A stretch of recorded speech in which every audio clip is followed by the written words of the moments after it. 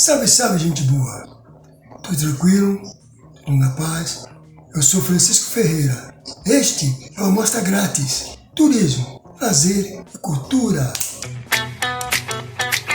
Hoje eu vou fazer o seguinte. Teve um conteúdo que foi apresentado com o seguinte título: Bar e lazer. Então, eu pedi para que as pessoas comentassem sobre isso.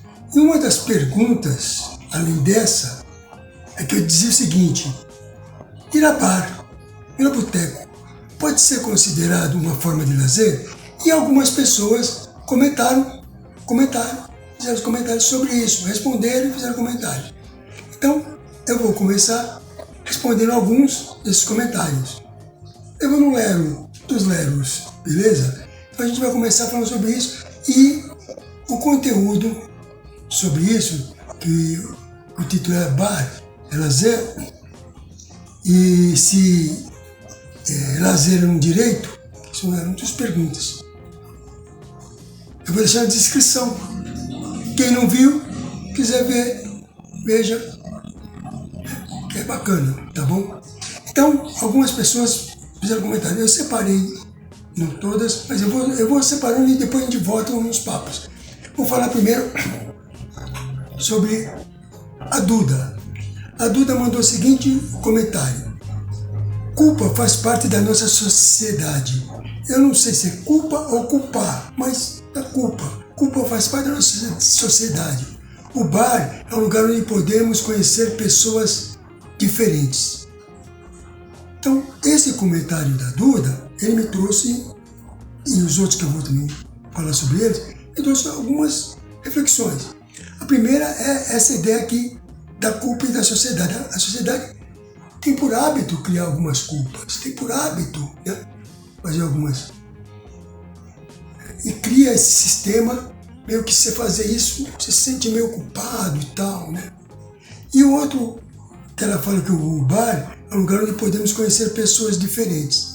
E é muito legal, porque quando você começa a ir no bar com uma certa constância, frequência, você passa a conhecer as pessoas que trabalham lá e elas também passam a conhecer você. E de repente você está num outro lugar, por exemplo, num banco, num supermercado, você encontra aquela pessoa: oi, tudo bem e tal. E alguém que está com você, porque o pessoal trabalha lá no bar. Então você cria uma relação de amizade, inclusive com frequentadores como você. Então é muito legal essa ideia de que a gente passa a conhecer pessoas diferentes, embora a gente não tenha intimidade com elas, mas a gente as conhece.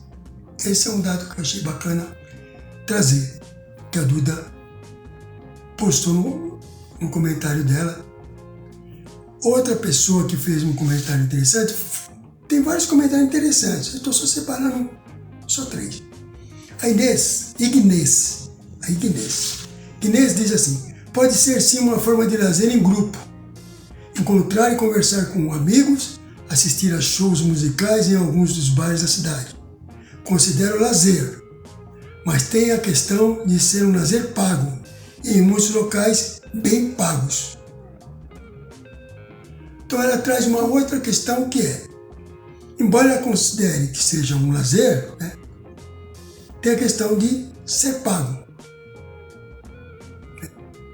Então, o direito ao lazer, que está no artigo 6º da Constituição, né, ele está relacionado que o Estado, os governos, têm que propiciar esse direito, tem que ser um facilitador desse direito. E a sociedade civil, né, as empresas, né, elas geram produção. Então, quando ela fala que é pago, né, quer dizer, tem vários. Você vai no cinema, é um lazer. Você vai no teatro, além de ser lazer e cultura, mas é pago. Então, várias situações são pagas. Ela diz que tem lugares que são caros. Só que ela traz um outro elemento que é muito importante, que é a questão da área artística, cultural. No músico. O bar tem música ao vivo. Quer dizer, esse é um trabalhador. Então, além do bar, além de ter alimentos e bebidas, que é A e B, tem também a questão artística, a questão artístico, que eu chamo artístico-cultural. que no caso é um músico, que ele trabalha, precisa ser pago.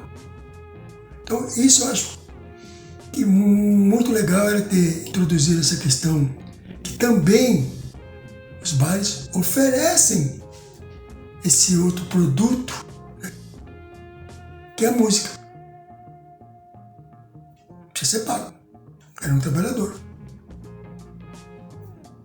Certo? O terceiro é o Escobar Franelas. Terceiro comentário. Ele diz assim: bar é um lugar de lazer, de culto e, entre parênteses, ele coloca, e culpa de práticas culturais próprias.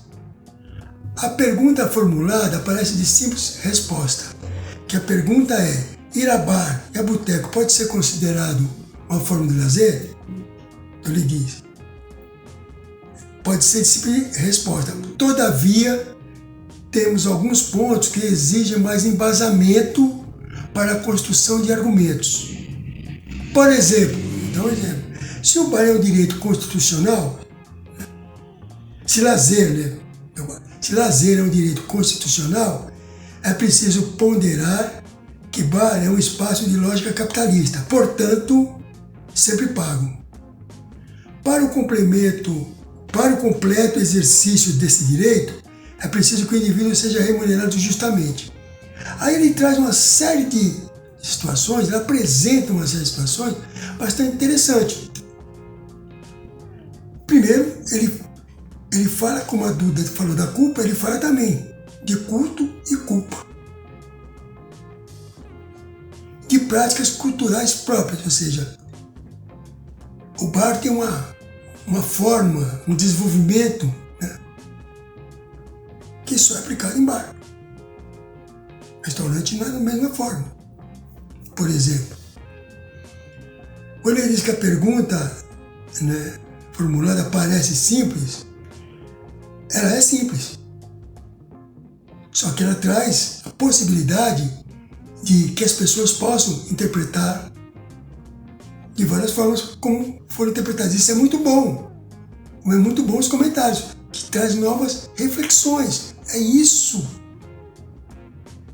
É isso que é a parada do Amostra Grátis, Turismo, Lazer e Cultura. Trazer uma discussão. Trazer, assim, florir essa. Mesmo que seja dessa forma, que vocês mandam os comentários, a gente vai trazendo isso. E quando ele diz que é um direito constitucional, aí tem uma parada muito interessante para se discutir. Porque o direito constitucional, quer dizer, ele é como se dissesse o seguinte: o Estado tem algumas obrigações. Então, é um direito ao lazer? É um direito a ter educação, é um direito à saúde, direito ao transporte, direito à moradia, gente morando na rua. São direitos que estão assegurados na Constituição. Mas se eles não são aplicados da forma que precisa, talvez é porque a organização popular não esteja sendo exercida, feita. As entidades de classe têm que se organizar. O cara que trabalha no bar, ele tem que se organizar para que ele seja remunerado. O cara que toca no bar, ele tem que se organizar para que ele seja remunerado. A coisa de classes. Então, se o lazer o Estado não consegue oferecer, isso é uma parada que eu vou trazer, que eu vou falar várias vezes sobre lazer, mas eu vou trazer um conteúdo específico sobre essa questão do direito ao lazer, sobre essa questão do Estado, as obrigações do Estado em gerar isso. Só para dar uma dica, a questão da privatização dos espaços públicos de lazer, os parques. Vamos conversar sobre isso. Isso é um papo que eu acho que, sabe, que a gente precisa se aprofundar. E não é ter argumento, é ter fato. E tem fatos. Então essa é uma conversa bastante ampla que esses 3 comentários trouxeram, que você vê como a gente amplia bastante a conversa, né? Bastante a conversa. Porque quando a gente cobra do Estado, a gente também tem que cobrar das entidades de classe, que teriam a obrigação de organizar os trabalhadores para lutar por isso. Cadê a Sociedade Amigos de Bairros? Você conhece alguma? Você conhece alguma que funcione? Pois é. Quando a gente fala do capitalismo, eu trouxe aqui uma coisa que é a Federação dos Hotéis, Restaurantes e Bares do Estado de São Paulo. Isso é um dado de outubro de 2024. Então ele diz o seguinte: São Paulo tem mais de 502 mil empresas que funcionam entre hotéis, restaurantes, bares, abrangendo matrizes, filiais e microempreendedores. Então é um grupo grande de pessoas, né? Outro dado: com base nos dados da Pesquisa Nacional por Amostragem de Domicílios do Instituto Brasileiro de Geografia e Estatística, o IBGE, e do Cadastro Geral de Empregados e Desempregados, o CAGED, São Paulo tem um pouco mais de 709 mil empregos formais ativos, incluindo as vagas informais, extras e as temporárias. O volume chega a 1.400.000 postos de trabalho em exercício. Então, quando a gente paga para ir no lazer, a gente gera emprego.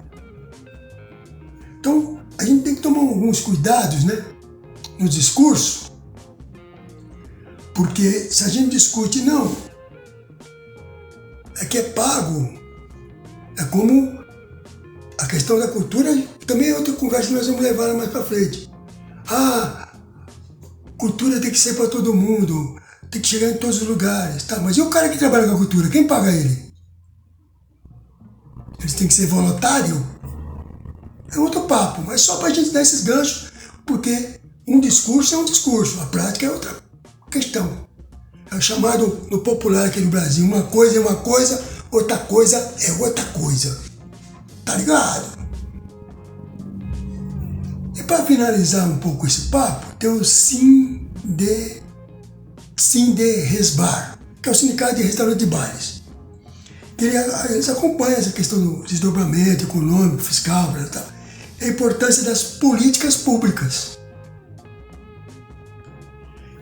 A política pública garante o equilíbrio da competitividade, da geração de empregos, da sustentabilidade dos negócios. Você está ligado? Então, os caras que são donos, eles também estão preocupados com a política pública. Porque se você não tem um salário justo, você não tem como pagar para curtir um lazer, para ter o seu lazer.